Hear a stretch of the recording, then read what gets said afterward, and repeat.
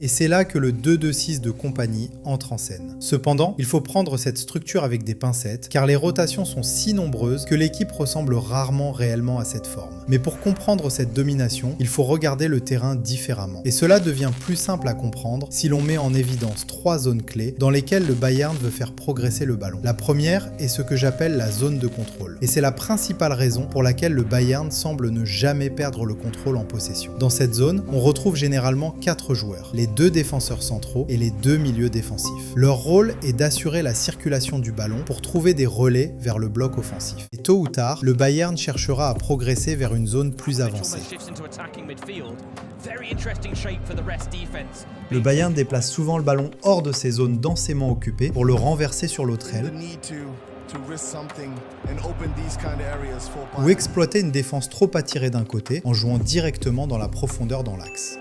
Enfin, la dernière zone d'attaque est cet espace central devant la ligne défensive. C'est sans doute la plus difficile à contrôler pour l'adversaire, car la plupart du temps, il n'y a personne dedans.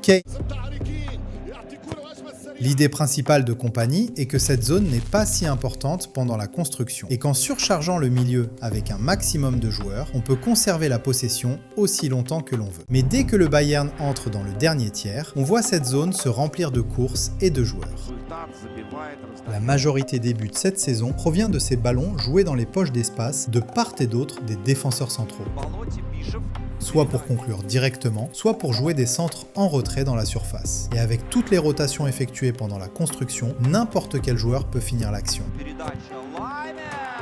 Kane a évidemment attiré toute l'attention avec 41 buts et 5 passes décisives en seulement 33 matchs. Mais toute la ligne offensive du Bayern est en feu. Diaz, Olise et Gnabry ont eux aussi très bien commencé la saison. Luis Diaz, en particulier, a été une recrue phénoménale et semble parfaitement à l'aise dans ce système offensif à 6 très fluide.